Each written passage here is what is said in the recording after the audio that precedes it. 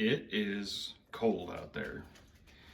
It's about 30 degrees below zero out there, wind chill. So today it's time to do a project inside.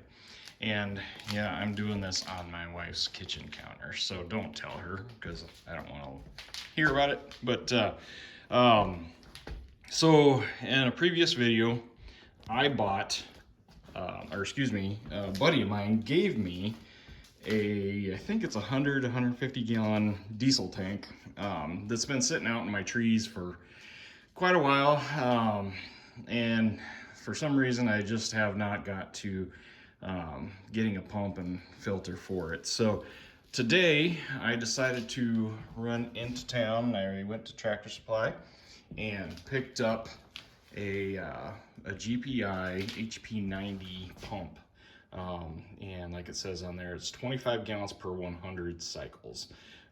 So I also, when I was in there, purchased the fuel tank filter kit, which comes with the filter, the housing, and I believe it was, the filter installation kit comes with the 2 adapters and a 4-inch nipple. So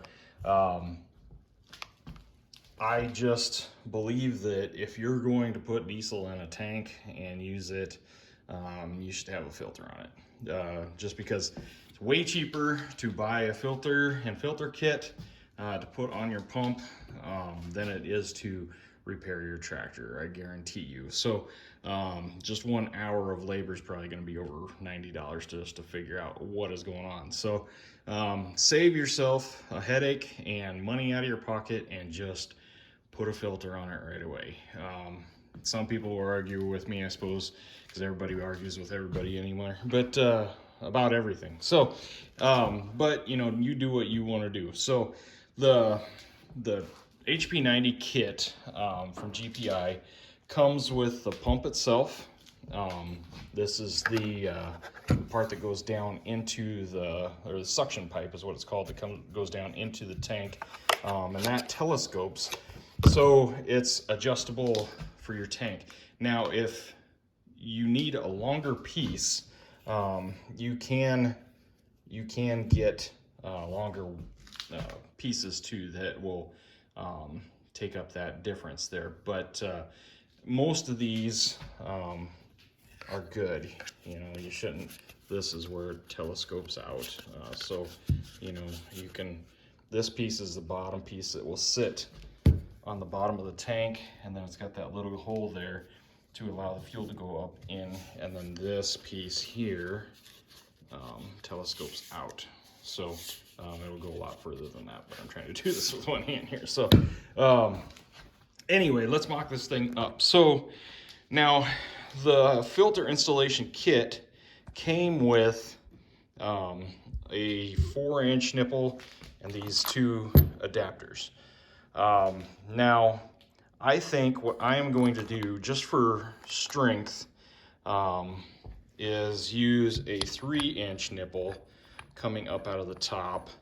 Just because, you look at that, that's just more leverage. That's more leverage on the top. And, I'm trying to make this as strong as possible because, or maybe I should say idiot proof, and I'm probably going to be the only idiot using it. But anyway, and then I picked up an elbow also at TSC or Tractor Supply, and we'll put this on the top of there. And this is all subject to change depending on what I run into here.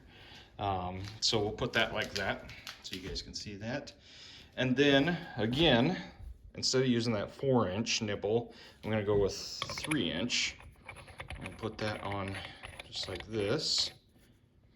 And then this is the filter housing. So when you look at this thing, it's got an arrow in and out stamped right on it. So speaking of idiot proof, it makes it a little easier here. This is as close as I like to come to plumbing. I'm just going to tell you guys that. plumbing and me do not agree most of the time. And I know I'm not the only one out there. So get this on here like this. Don't mind my shaky camera work. And like I say, this is just a mock-up, so I will Teflon tape everything.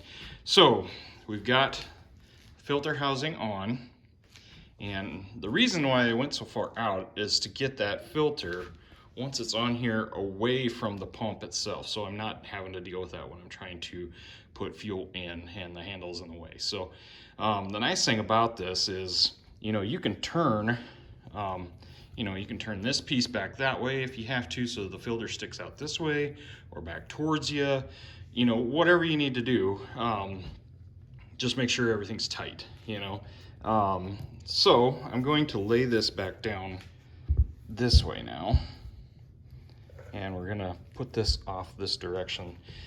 It's not going to be right once we get it on the tank, but just to let us finish up the mock-up. So the hose, which is right here, this end will then screw into here, and that, is going to be the main part of it.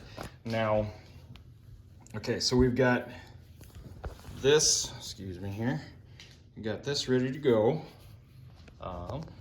Put this like this, and then we've got the filter. Screw that on like that.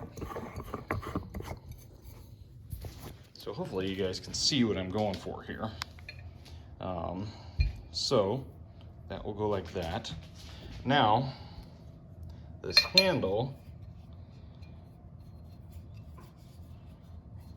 let's see what it goes.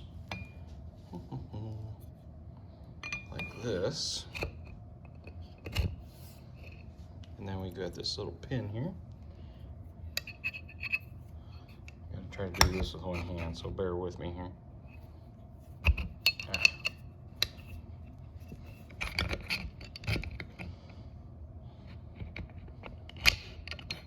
Yep, I missed. This would be a lot easier with two hands.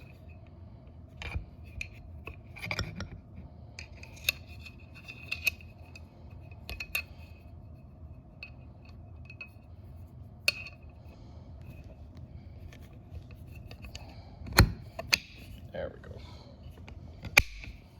Okay, and then the back side.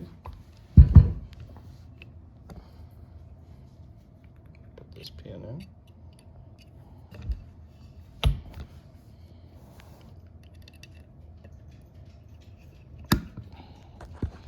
All right. So, hopefully you guys aren't about ready to throw up from all the crappy camera work here, but that's basically what that will look like. And then this piece, gotta flip it around here, which is that piece, goes right here, screw in there,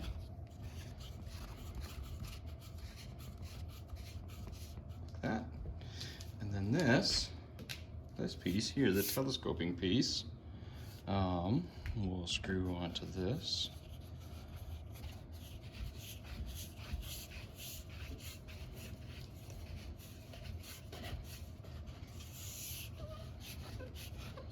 Now you can see how this will telescope, up and back. But I wouldn't think most people would need much longer than that. I guess, I don't know everybody's setups, but so, I think I've got this kind of the way I want it. I think it should work with the tank I need here. So I'll have to take this all back apart and get it figured out exactly how I want it, and get it all taped up and thread sealed and all that. And then I'm going to attach that tank to either make a framework that I can lift up with the tractor and put in there, or just attach the tank to a pallet that I can lift up and set in the back of the pickup so I can go fill it easily. I guess in other news, the last video I put out was on my splitter, the housing or the recoil housing, which don't mind our mess here. It's been cold, so I've been doing projects in the house here, but this is the beast here. On my log splitter, went out the other day. So I took this all apart, and what I found was this piece here is loose, and I tried welding it, and it held for a minute and then it broke again, but it's just so thin. I mean, you can see how thin that stuff is right there. You know, you just can't really weld to it very well. So I ordered new parts or a new assembly unit for the recoil starter, and it was supposed to be here this week, but yesterday I get an email saying that the part, this piece or this whole assembly, is back ordered until June 7th of 2022. Well, that's not gonna work for me. I've got a lot of wood to split, and I need that stuff dried. You know, it probably won't be ready quite next year, but you know, I want to get it drying as fast as I can. So I went on, a buddy of mine told me to go on eBay for things like that, and I've tried Amazon. Amazon had it, but the description wasn't very clear as far as, and I don't know if you guys have referenced any Briggs & Stratton engines, but Briggs & Stratton has about 3 different numbers that they use on their engines. Okay, so for instance, the engine on mine is called a, I believe it's an XR 1450, which is a 600 and, or 300, excuse me, 306 cc engine. Okay, so right there, we've got XR 1450, and then we've got the 306 cc, and then also the series number for that is a 19,000. And then there's also one other number that starts, for instance, with this one, it's like 81, 32, 34, or something like that. And it makes it super hard to figure out exactly which, you know, part you need for the engine that you need. So, for instance, this piece here, this whole assembly, since it's broke, I had to order the whole thing. Since it's broke, I was trying to figure out what this part number is to buy this assembly. Well, you can't, this part number has this part has a part number also. So when you're referencing that, you know, it's giving you a part number, but I looked through the owner's manual, I went online to Briggs & Stratton, and, you know, I could find this style grill, you know, I could find that. But the measurements that were on here, from here to here, because I was trying to make sure I had the exact right one, because this is a bigger engine and the lighter cord, I mean, you can see how thick this cord is. I mean, it's about a 1/4 inch cord. I mean, some of them looked like this, but I could tell that they had like an 1/8 inch cord or something similar to that. It's just real small. And I mean, you could not figure out, or I could not figure out which one I needed. So I gave up on Amazon. I gave up on the Briggs & Stratton site. Why they don't have like a customer service line that you can call and actually talk to somebody is beyond me. But you know, they don't.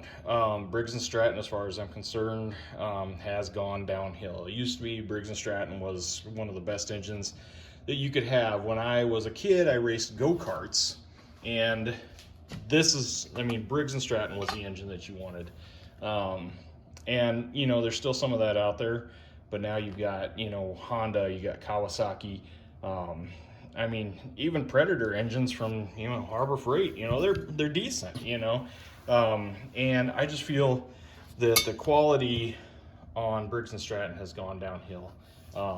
You know, I don't know. It's been a frustrating deal. But anyway, going back to eBay, I went on eBay, and sure enough, I typed in Briggs and Stratton 1450 or XR 1450, and boom, came right up.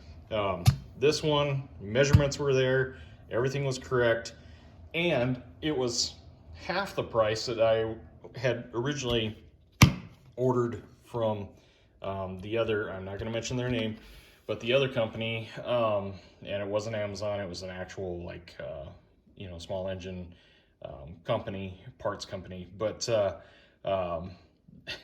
and so I ended up, I thought, you know what, I don't want to deal with this crap again, so I ordered 2 of them for the same price as I ordered one before, and it should be here on Monday. Today is Wednesday, so unfortunately I'm not going to have it this weekend, but you know, it's been a frustrating deal. I was just, in one of the previous videos, I was just hyping up this log splitter, and I mean, don't get me wrong, it is a really good splitter, and this is honestly the first issue I've had, and it's not Black Diamond's fault, it's Briggs. The Briggs engine, you know, the engine itself, it's been good. It's a strong engine. It doesn't even, you know, slow down or anything when I'm splitting big rounds of heavy oak or anything like that. It just, trying to figure out what you need and talk to somebody and all that is about impossible. So yeah, that's what I've been dealing with. Welcome to my garage here in the house. But I can't wait for this shed to go up. We've been at a standstill for quite a while. There hasn't been much happening with that project yet. My dirt guy is still working on another project. He's got some trees he's taken out for another gentleman. So his excavator's being used.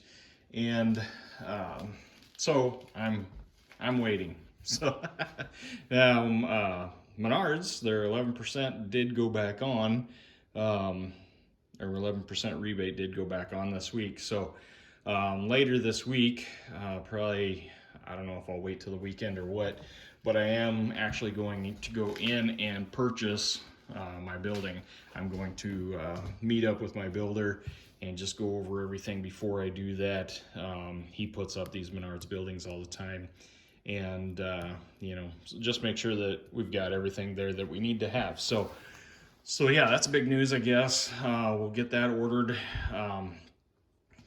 probably before Sunday for sure.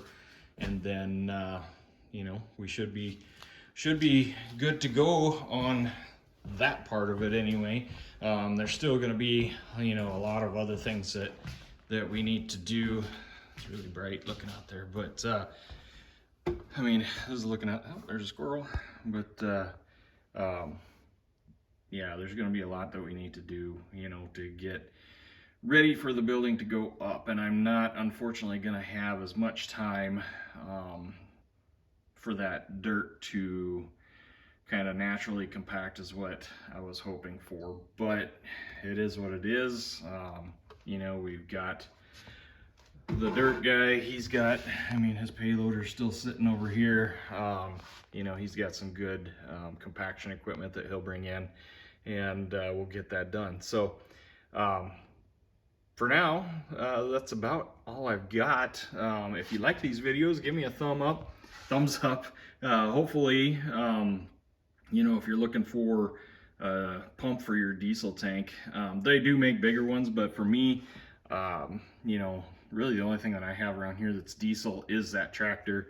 and it's the hardest thing I have to fill just because of where the tank is located. And honestly, that's most of the tractors nowadays, unless you get the tractors with the tank on the side there. But yeah, lifting up those 5-gallon cans of diesel really isn't much fun. So that's why I'm doing this. That way I will have hopefully plenty of diesel on hand, and can use it to get this shed project going. But again, like I said, give me a thumbs up. I'd sure appreciate it. And like and subscribe to the channel, and click that bell icon, and you'll get a notification every time I put out a new video. So for now, guys, we'll talk to you later, and stay warm.